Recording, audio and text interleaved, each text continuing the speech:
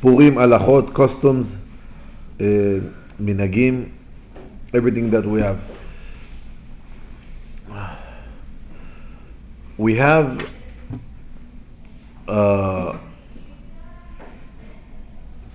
tomorrow, Zayin Adar. This is the day that Moshe Rabbeinu Alav Shalom passed away.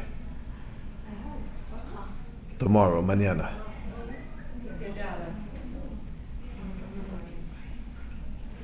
Moshe Rabbeinu passed away in Zayin Adar, and that was the mistake of Haman, that he says when Moshe Rabbeinu passed away, it's not good luck to Am Yisrael, so let's kill all the Jews on Zayin Ba'adar.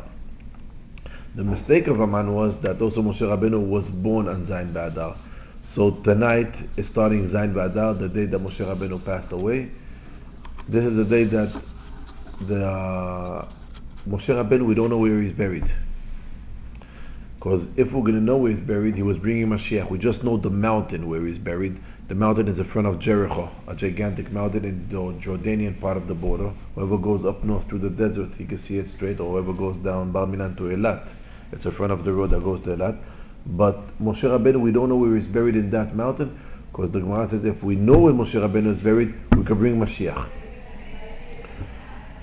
So the day Moshe Rabbeinu passed away, this is the day that they're doing the Haskara, the Yortzeit of all the people that got killed, and we don't know where they're buried, like Moshe Rabbeinu.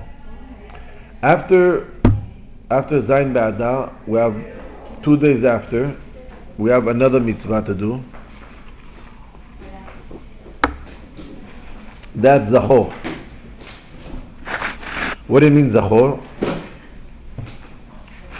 This Shabbat we're reading the Torah to remember what Amalek did to Am Yisrael. We need to repeat the Halakhot.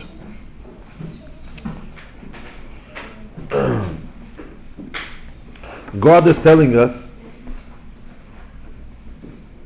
that the worstest nation in the world, that they have the worstest bad power in the world, it's Amalek. And when Amalek are alive, the world is not completely.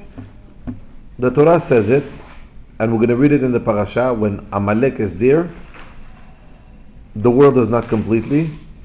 So God is telling us a halacha that, I'm check out the halacha now, Parashat Zachor, that we need to remember to destroy Amalek from the world. Who's Amalek and what's Amalek? I explain it very shortly. Amalek, we could see them only in 2 cases in our life. We're not going to see them in more than 2 cases. Case number 1, when we don't work God seriously. Case number 2, when the Jews are starting to get power, he's coming to knock us down. Amalek is something that he's giving the badness to the world. It means every single thing in the world has energy. When I have a cellular, you're putting energy in the cellular, he can start to speak. I have an orange on the tree. How the orange grows up, he takes energy from the ground. Every single material in the world grows up when he takes energy for something else. That's the reason we said in the class, the Goyim, they take the holy places of the Jews because they take the energy from us. That's the reason the Christians and the Islam are fighting on what? On Yerushalayim. Where it says Yerushalayim in the Quran, no place. But where they are sitting in Yerushalayim, the Arabs, in Kodesh HaKodashim, in the holiest place of the Jews. Why? Because they need to take the power from us. Second holy place of the Jews, Marat HaMachpelah. What's Marat HaMachpelah until today? It's a mosque. Why? They take the power from us. If we go to all the holy graves of Am Yisrael, they take mosques and the building there. On the grave of Aaron HaKohen is a mosque. On the grave of Shmuel HaNavi is a mosque. Why are they running after our prophets? The only reason is because the world is full with power. It's spiritual power. We cannot see it, but we can feel it. When they take the power from us, they're starting to get life. And that's the reason the Christians are sitting inside the old city. They're buying land all the time in Israel, because when you take power, you get life. And Am Yisrael is strong power. Only one type of nation, they don't want to take power from us, because they're the opposite from us. That's Amalek. How much we do good, they need to do the world bad. And all the bad things that we have in the world, where's the power of the energy that comes? It's coming from Amalek. When Amalek gets power, we see in 2 cases. Case number 1, Vayavo Amalek, the Torah says, Vayilachem im Yisrael berefidim. What's refidim? The Gemara says, Rafu yedehem milimud Torah. What that means? Rafu yedehem, when the Jews are learning less Torah and we're not going correct after God, Amalek gets power. And every time when the Jews didn't do exactly what God wants, they got the power and they killed us. Rafu yedehem, we went a little bit down and they started to take power on us. How we see it? We see it when God told Shaul, kill all Amalek. He killed everybody. He just left one guy alive, the king of Amalek. He just left him alive.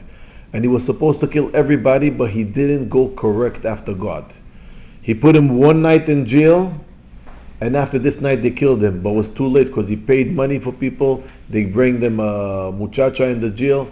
She got pregnant, and they had a boy, and afterwards they had a grandson, and the name of the grandson, they gave him a very special name, Haman. If they were killing the king at that night, Haman was not created. More than that, if we look in the Torah. David HaMelech was the king of Am Yisrael. And he goes in the street, and a guy named Shimi ben Gera coming and cursing David HaMelech. The halacha is in the Jewish Torah that the king of Am Yisrael that comes from Yehuda, from the Shevet of Yehuda, he has very strong power. And nobody's allowed to curse him. Whoever's cursing the king, we need to kill him. That's the halacha. So Shimi ben Gera is cursing David HaMelech in front of everybody.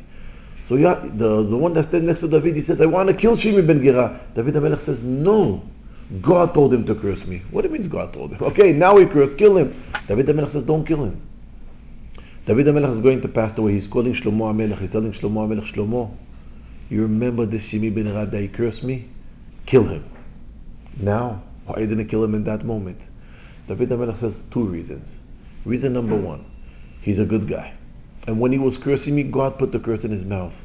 But I'm afraid that he's going to die normally. And he's going to come upstairs and he's going to be in Gehenom all his life because he cursed the king. You're going to kill him in Olam Hazeh. When you're going to kill him, that's it. He's going to get the punishment in Olam Hazeh. And he's not going to go to Olam Haba with the sin. So Shlomo says, though, Daddy, why didn't you kill him in that day? Also, you're killing him in that day. He died in Olam Hazeh. And he's not going to go to Olam Haba. He says, you're right. But if I was killing him early, I was destroying Am Yisrael. He says, why? He says, Shimi ben Gera is going to have a baby. And this baby is going to have a son. And this son is going to have another son. That the name of the son is going to be Mordechai. And if I'm going to kill Shimi ben Gera, we're not going to have Mordechai fighting in front of a man. So look good. Shaul standed and didn't kill Agag on that day. We had Haman coming.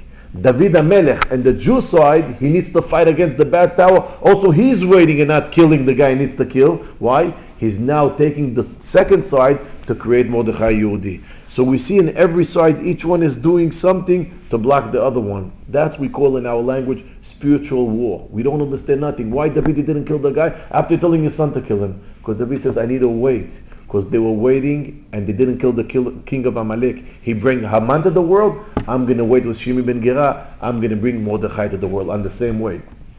And then the night that the king cannot sleep, and Haman is coming inside the room, and he's telling Haman, go to Mordechai Yehudi and put him on the horse.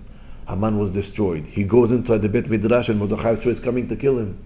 And Haman says, no, but you need to die. You know that you need to die soon. You don't know what's going on with me. What are you doing here in the synagogue? He says, I'm learning halachot of Bet HaMikdash. He says, which halachot? He says, halachot kmitzah. Very simple halachot that we take dough from the korbanot, how we take the dough out.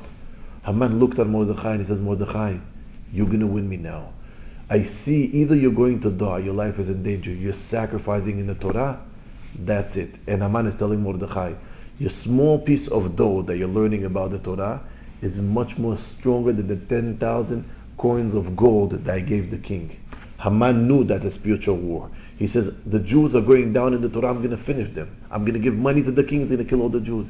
He saw Mordechai learning Torah under danger. He says, now the Jews are sacrificing on Torah. This is my end. This power of the Torah is going to kill me. Why I'm giving you all this? To see that everything is a spiritual war between us and Amalek. And every time when our prophets are doing moves, they're doing these moves for the future. Another way Amalek is attacking Am Yisrael, when Am Yisrael has the strongest power, when we are really with power, when we're living in Israel. When all the Jews are in Israel, we get our power. We can say it either today that we're not so religious. 2,000 years the Jews were all over the world.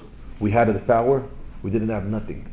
We came to Israel, all the Jews from all over the world coming to Israel. We have a state, we have an army, we have power. Israeli soldiers are killing our enemy. Would never happen. In the last 2,000 years, they were only killing us and we were running away. Today, either we're in a bad situation, that Obama and Iran are trying to kill us in a different way, but still we have very strong power. We can see Netanyahu is going to the Congress, not afraid from the world. It's not good that he's doing it, but anyway, we see that the Jews getting power. Every time when the Jews are living in Israel, we get power. But we can lose the power if we're not going on the way of God. Now, when the Jews are going to get power, Amalek, that he's the bad power of the world, he needs to block it. And we had it in our history only 3 times when the Jews, 4 times when the Jews came to Israel, and all the 4 times, Amalek came to kill everybody. First time, there was a guy named Yaakov Avinu. He's running away from his brother Esav. He's sitting in the house of Lavan. How much years? 14 years or 16 years? How much years he's living in the house of Lavan?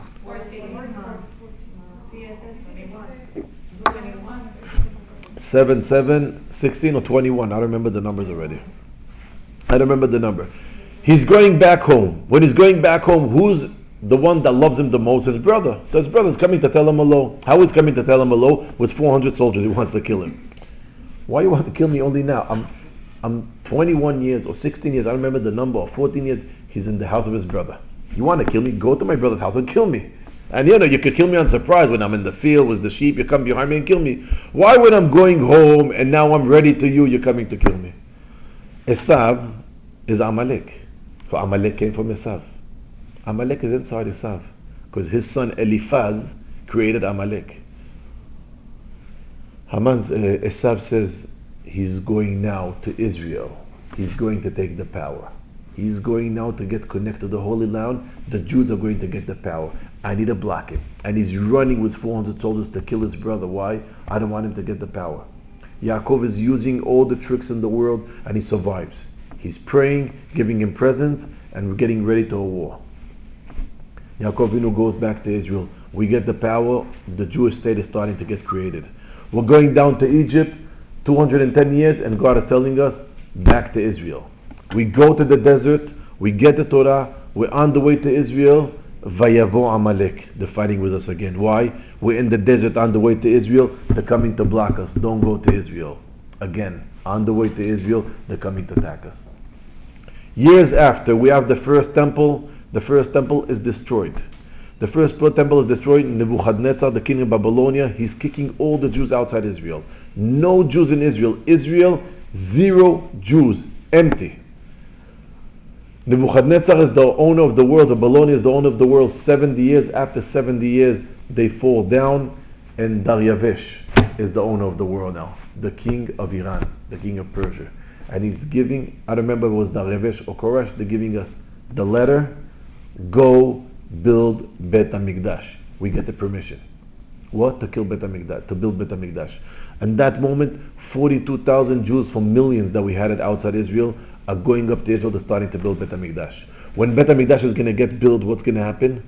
All the Jews are back to Israel. It means between the first temple and second temple, we got the power to come back to Israel. Who is the one that does 2 things? Stopping us to build Bet HaMikdash was Haman. He was the one that united everybody to stop it. And he called the king after Koresh. After Koresh and Dariavesh, he's calling Achashverosh and he's telling him, stop to build the building. And Achashverosh says, I'm stopping. Now what he wants to do, he sees that's it. It's starting. They started to build a temple. The Jews are on the way to Israel. And really, in a few years, they're going to build the second Bet HaMikdash. What Haman does, all the Jews are going to build second Bet HaMikdash. They're going back to Israel. Achashverosh, kill all the Jews in the world. Again, Amalek sees us that we're getting ready to come back to Israel. Let's kill everybody. Let's take the power out of the Jews. It doesn't work. Haman dies and we survive. 2,000 years after. 2,400 years after. Jews were never coming to Israel. Israel was all the years empty. Until 100 and something years ago, Israel was a desert. 100 years ago, 100 and something years ago, people are starting to come to Israel, a few kibbutzim, and Israel slowly. 80 years ago, more. It's getting more power and more power. And now the Jews are starting to come back to Israel. We're starting to create small armies in Israel. Palmach, Lehi, Etzel. The Zionistic power is starting to get power in the world. Jews are starting to come to Israel. Everything is starting to move. And Amalek says, oh man, the Jews are going to Israel. We need to block it. And the Holocaust starts. Hitler is writing clear. We have two powers in the world. The Jews and the Germans. The Jews are bringing the ethics to the world and they're damaging the world. The only war that we have in the world is between us and them. Hitler is reading clear. Amalek. We have two powers. The Jews and us.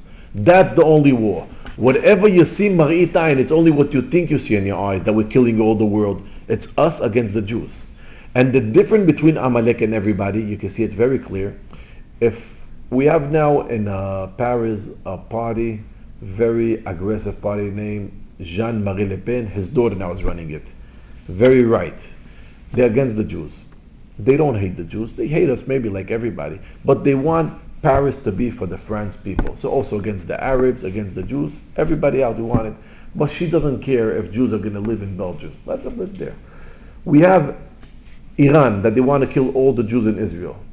But in Iran, we have 26,000 Jews that are living, and the Jews in Iran have good life. And really, if they want to leave Iran, they can live. Like all the Jews left Syria. We have a lot of ways to run out of Iran. And the Jews are in Iran and not leaving. Why they're not leaving? Because they're doing money and they have good life. I saw before I came to Panama a Jew from Iran that were working in a school in Israel, that he didn't like Israel and didn't like and complained. And then he took decision. He left Israel and he went back to Iran. He's nuts, but he did it. So we see that Jews are in Iran, and when the day is going to come and attack us, he's not going to touch the Jews in Iran. Again, he hates the Zionistic Jews, but he doesn't hate a Jew because he's a Jew. Look, all our enemies around the world, they hate us when we're next to them or inside their territory. They kick us out. We don't care from the Jews. What's Amalek? A guy lives in Alaska and he says, oh man, I'm not relaxed. Why? I know we have Jews in China. Who cares? You're in Alaska, you see a whale, play with him. No, I need to see the Jew in China to kill him. Why? This is Amalek. Amalek, all the Goyim, they killed the Jews around us. Amalek are killing all the Jews in the world. Hitler in his room was a globus, I say a globus, all the world. And he had numbers on it. And on the numbers, every state, the numbers was how much Jews we have in that state. And they have this globus today. In every state, he knew exactly the numbers because the SS gave him, the Gestapo, and they gave him the number. Here we have 2,100 and 200,083. He knew exactly the numbers. Every place the Germans knew exactly. It was a state named Albania. The Germans checked out how much Jews they found there. 1. Hitler on the globe, he said 1. We're going to go to Albania, we're going to find out who is the Jew and kill him. What is that? What is that? This is Amalek. Amalek, they want to kill the Jews all over the world. Not only the Jews that are next to us. Today, only one state, the Germans, that the only one, that they was the one that trying to kill all the Jews around the world. The world helped them because they hate us. But who was ideology? The Germans. Why? Again, Amalek. We're starting to come to Israel, we're getting the power, and they're trying to block it. Straight after the Holocaust, the Israeli state started. So we see, they were feeling the power of the Jews getting strong, and they're starting, now we need to kill all the Jews. Why? Soon they're going back to Israel. And straight after the Holocaust, the Jewish state started. So we see all the time, when they're coming to kill us, we're going to get strong power. This is the name of the game in the world. And the last time it was in the Holocaust that they wanted to finish all the Jews in the world because they take the power from us. This is step on number 1 in the Megillah. Let's go fast through details of the Megillah. Some details we said last year, some we're going to do new ones of this year. I cannot remember exactly what was the shurim of last year that they were touching in the Megillah. Okay, Megillat Esther, we call it Megillat Esther because hastara, everything is hiding under. We cannot see nothing clear. And we see how God is handling the world, that when the trouble is coming, everything is set up before. What we see from Megillat Esther, that all the world that we see what's happened and not going to happen, God is organizing everything. That's the reason Kol HaKo'es Kilo Oved Avodah Zarah. Whoever gets angry, he's like working Avodah Zarah. I don't understand. I walked in the street and somebody wanted with a cup of coffee and he stopped and I got stuck in him and all his coffee is on my shirt. Oh, it happens sometimes in a flight. You're very happy, you're sitting in a plane, it's full, and the waiter is giving coffee to the one next to the window, you're stuck in the middle, usually a woman here and a fat guy here, and you're like this sitting. And what happened? She wants coffee, and on the way the coffee to you is doing my machonim on your shirt. Now, what's happening in that? You want to kill the guy, to kill him. Now you're afraid, you don't feel comfortable to go to the banyo. Everybody says, oh, who's this guy? He was eating probably like a... You don't know what to do. What you get so angry on this waiter. Why are you angry on him? He damaged. You know what you punish? What? You did something very bad. What? I was working Avodah Zarah.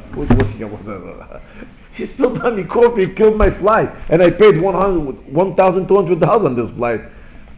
I'm not working Avodah Zarah. I'm right. Some wife, the husband got very angry. Very angry.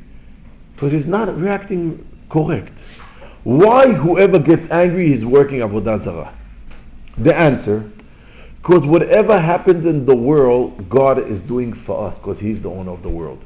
And sometimes we need to get damage because God says, all your life you did a few things, I need to damage you here to cover something else. So really, who's handling the world? God. When we get angry, we says, God, who you are. What's happening on my shirt now? I'm dirty with coffee. You get angry, says God, how you dealing the world. I don't agree with you. I'm not happy from you. You don't want God. You like working Avodah Zarah. What's working Avodah Zarah? God. Bye-bye. We have a different religion. When God is handling the world and you get angry, God, I don't like how you handle the world. What's different between you and working Avodah Zarah? And somebody hurt you. Somebody got you very, very nervous. You can never get angry. Why you cannot get angry? Because God is doing this to you. And if God is doing, He just sent this guy to do this to you. Like David HaMelech says, he cursed me, God told him to curse me. Why are you getting angry at him? And he was right. If somebody is hurting us, it's not that God. God said that He's going to hurt us. This is Megillat Esther. It's telling us what things you thinking that you're handling the world. And if something is not going straight, you think that you did it. God did it to you, so why are you getting angry? You're getting angry, you're against God. This is the reason that people get angry. Because they think that the world needs to go how we want. If it doesn't go how we want, we get angry. It's not how you want. God is handling the world. And if He did something bad to you, don't get angry because that's what's supposed to be. So now be happy. And that was the tzaddikim. Every time Rabbi Akiva, something bad happened to him, he says, God, what you do, it's good, it's not bad. Nachumish gamzu letova. God, it's 100%. It's 100%. We can never get angry. We don't know how things are going to finish. We never know how things are going to finish. I'll give you an example. On the way to Israel. I was now in Israel. I took a flight named Air France. Good, by the way. A little anti-Semitic, but good.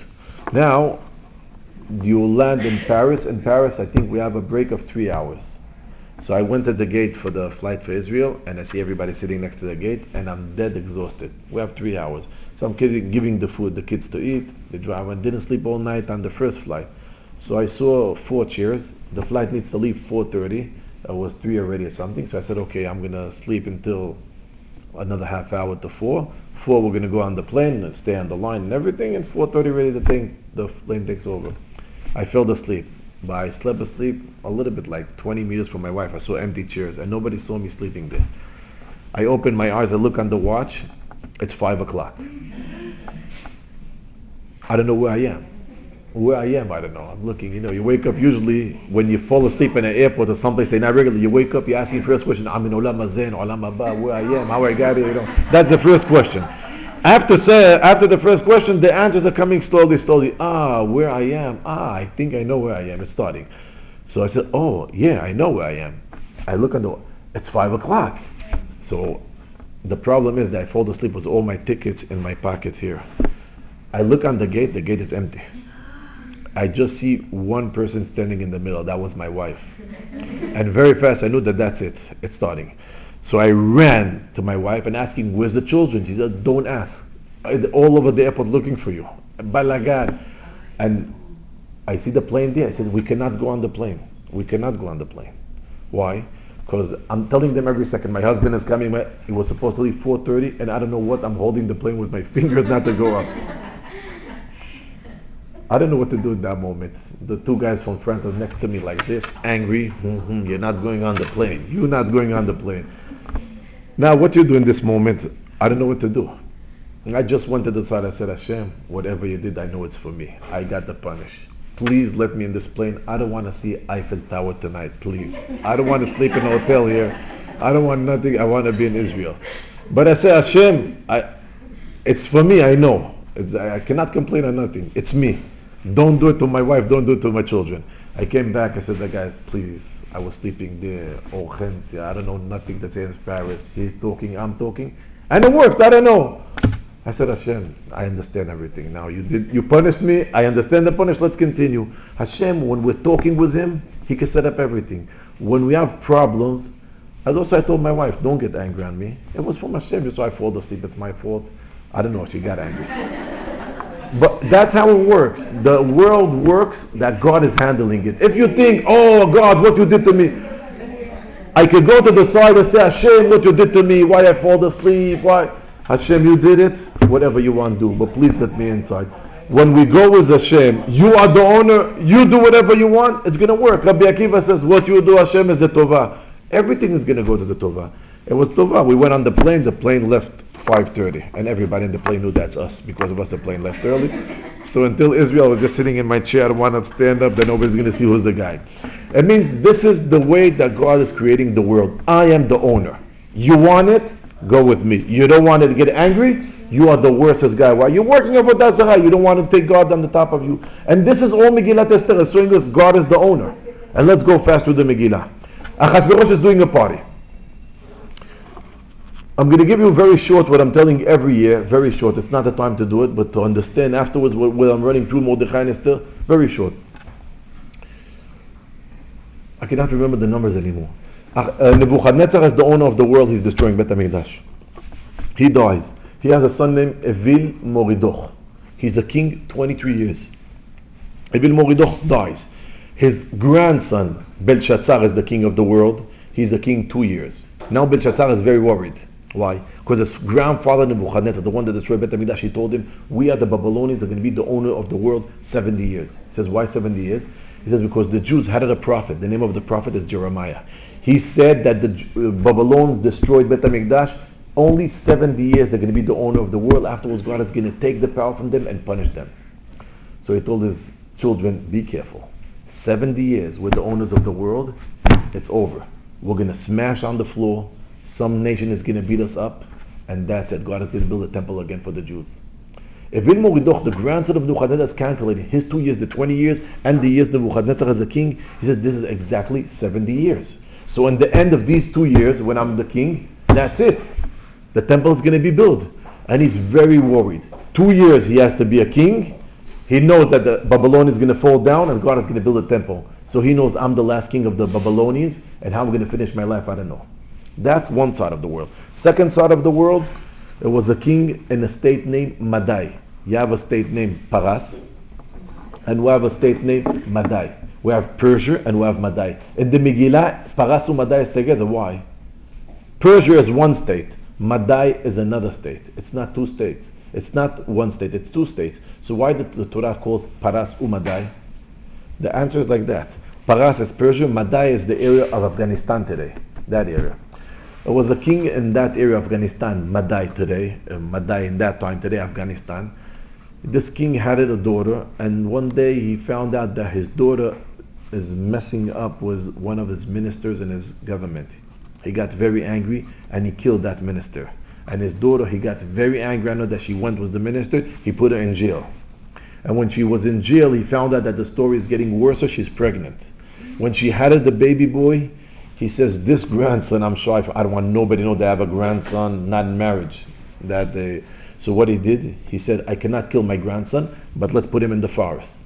And the forest in Afghanistan, he's going to die in the snow in the night. Wolves, lion, tigers, cheetah, anaconda. Somebody's going to kill him already. Okay. He put him in the forest, and like in the movies of National Geographic, a wild dog passed, and the dog thought that his baby, and the dog is starting to give milk to this baby. Like you see sometimes in the movies of National Geographic, that a tiger is taking a monkey, and sometimes different animals feeding babies of different animals. And Hashem wanted this kid to stay alive. This kid was 4 years growing up with the dogs. One day, pirates pass in the desert there, and they see wild dog attacking them. They started shooting arrows on the wild dog. They killed all the wild dogs, but they see between the wild dogs, a kid, 4 years old, is running and reacting like a dog. They took this kid, and this kid was wild. And they took him with him. This is a miracle, a kid between the kids.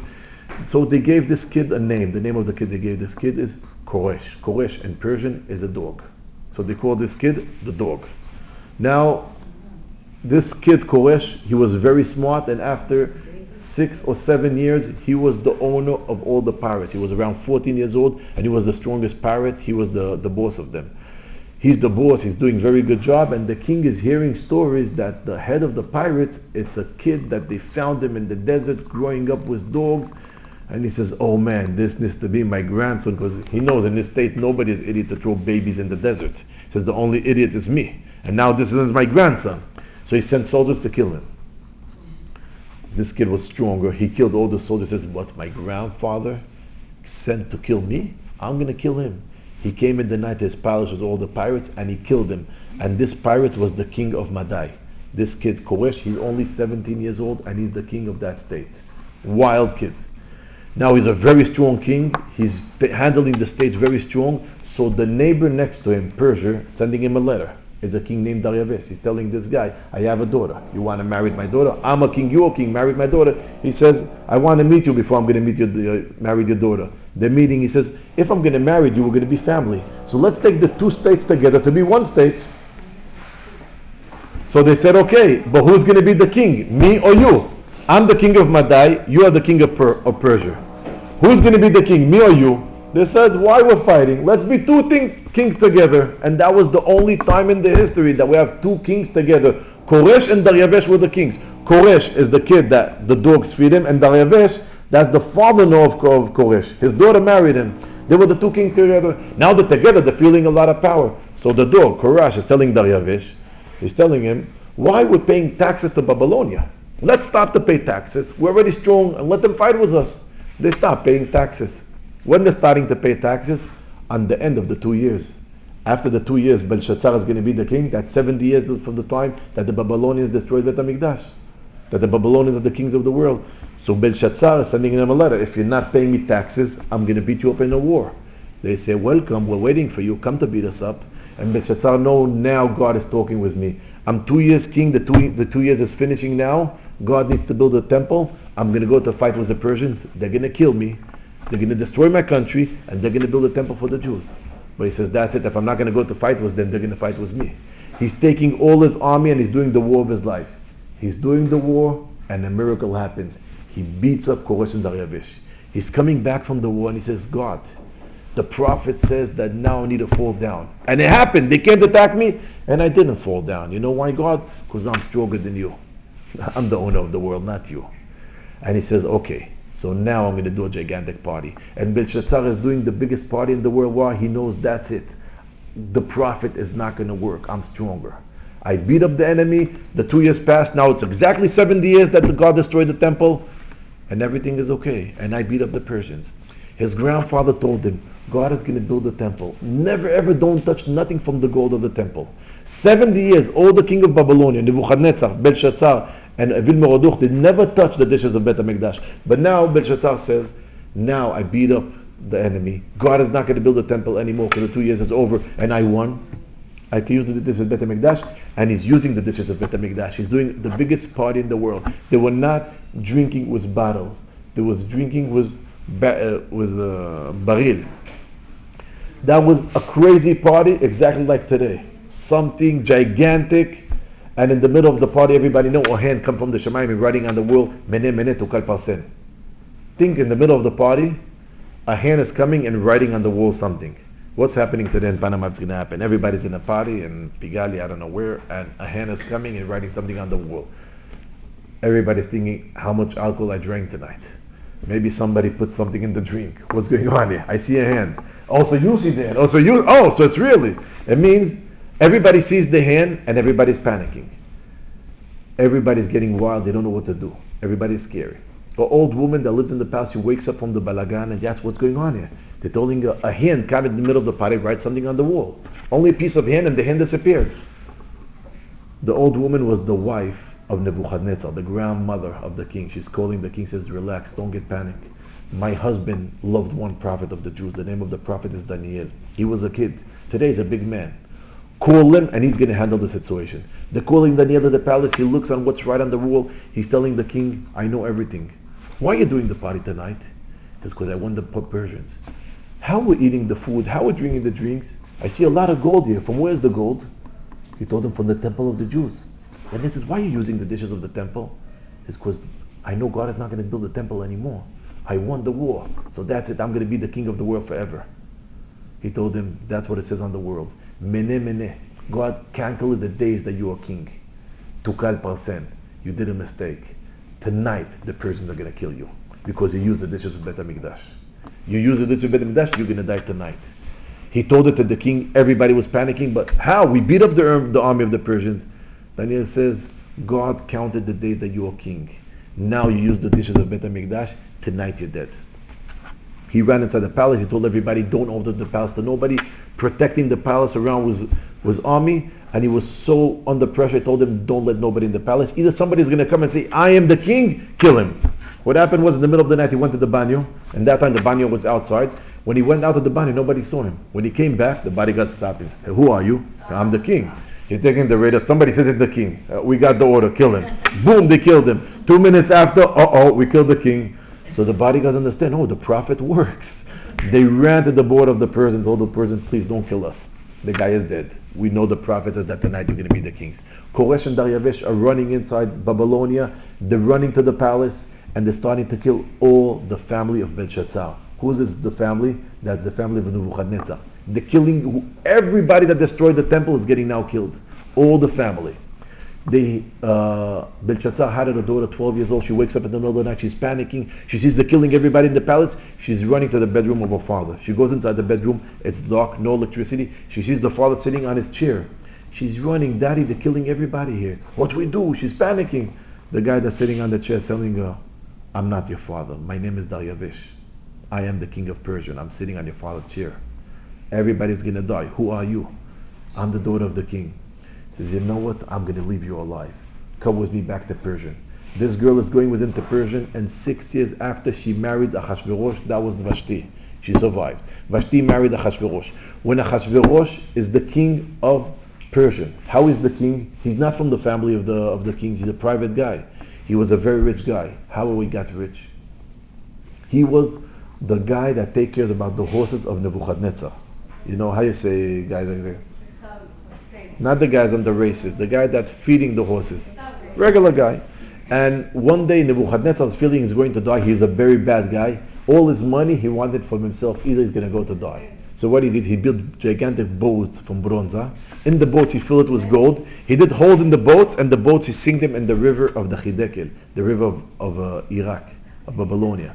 And when he did it, all the boats full with gold under the water. He killed all the slaves that built the boats and all the slaves that saw what happened with the boats. Nobody knows nothing. Nebuchadnezzar himself killed everybody.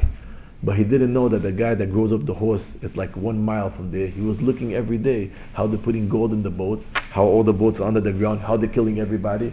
He says, I'm the only one in the world that saw it. Nebuchadnezzar died. Everybody's away.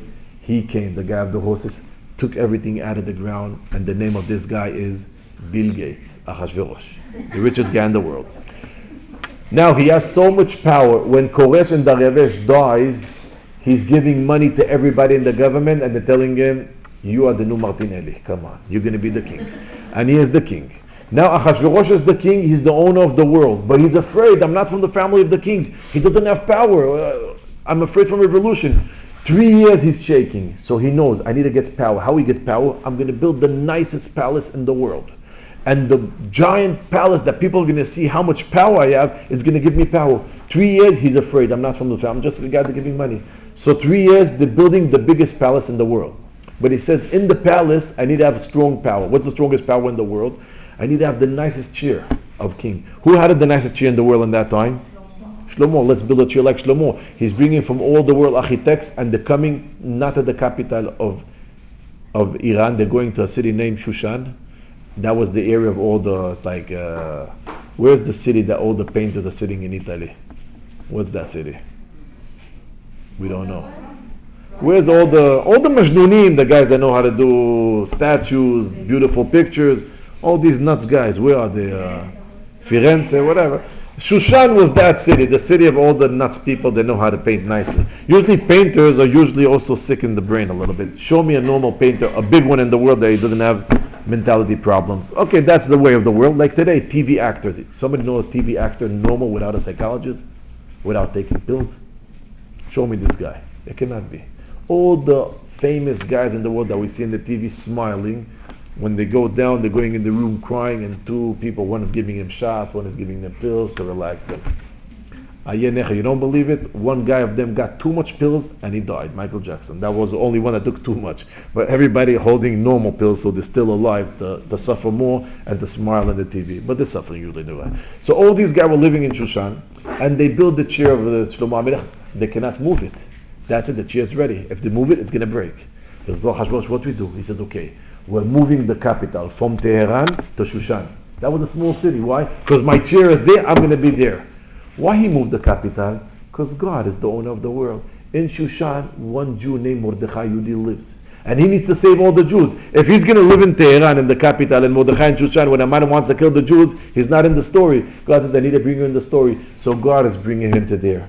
It means God has his order. Mordechai is here. Now Haman is coming. Mordechai lives in the capital. He's handling everything.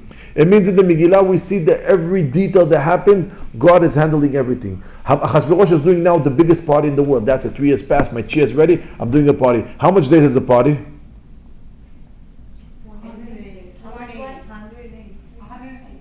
108? 180 days. 180 days party. That was the biggest party in the history of the world. Today, the craziest party. What's the craziest party? Tomorrowland. 5 days. That's it. It's over. 180 days a party. V'ashtiya kadat enones. It's not like today. I see people here coming to a party. Now you go in the party, a bottle of whiskey. You can buy real estate with it in the party, you know. So what they do, they go to the trunk of the car, doing lechaim, and after they're coming inside mastulim already, majnun already, and that's it. Now, 1 cup in the disco and free. I spent $20 on a cup and everything. Achashverosh did a party, 180 days, ashtiya kadat enones, rivers of alcohol, rivers. Yes. How come Vashti married Achashverosh? How come she married Achashverosh? Achashverosh married her. He was very rich, and her father wanted her to marry the rich people. What's the story? His father was dead. They took her. His stepfather. They took her to there, and she married Achashverosh, and Achashverosh was afterwards the king. So it's okay. She was the stepdaughter. Stepdaughter of Doresh. She was the granddaughter of Nebuchadnezzar. Achashverosh is finishing the party. He's doing a party another 7 days. Another 7 days party. The party is over. Why are you doing another 7 days? He says, now let's do a party formal. What's formal? Like in Panama. Somebody's asking the hand of a girl. We're doing first party, you need to come with jeans and a normal shirt. That's the halakha. Be careful. Don't come with a jacket. But afterwards, we need to do another party. Now formal. Now with a jacket. Felicidades. Chaval ala kesef. Why to throw the money twice? Achashverosh did it. We need to do like him. So he did one party wild 180 days. Not formal. Everybody was dancing on the grass, getting drunk. Afterwards, 7 days, formal. Everybody was jackets, and now no wild DJs, only Rolling Stones, Bob Dylan. Relax party. That was the 7 days party. So like 2,000 years ago, same thing today. The world is not changing. Zero. We're still primitive. All what happened. And in the party of the 7 days, he's invited the Jews. He says, Jews, I want a good connection with you. All the Jews says, we need to go. Mordechai says, don't go. Don't go. He said, why? He did a special section for the Jews. Kasher, mechitza, everything kasher lemadrin. What's the problem? And who's the mashgiach?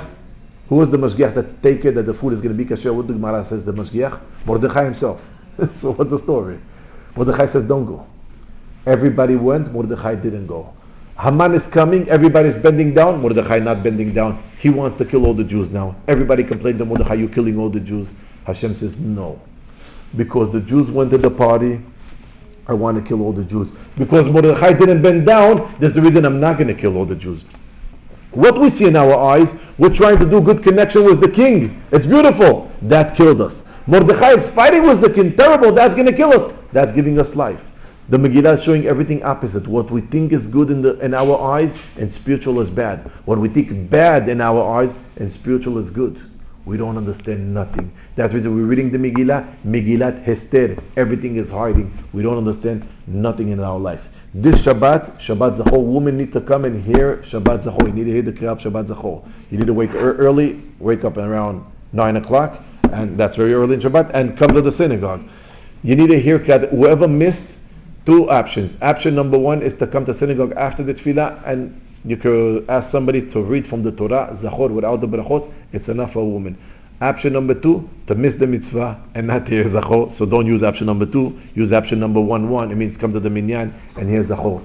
After that, we're going to have Machatzit HaShekel, Kriyat HaMegillah, Sudat Purim, Matanot L'Avyonim, and Mishloach Manot. That's all the mitzvot that we have to do in this month. And after that, get ready to Pesach. It's going to be very interesting to clean the house. B'atzlacha, and have a good day.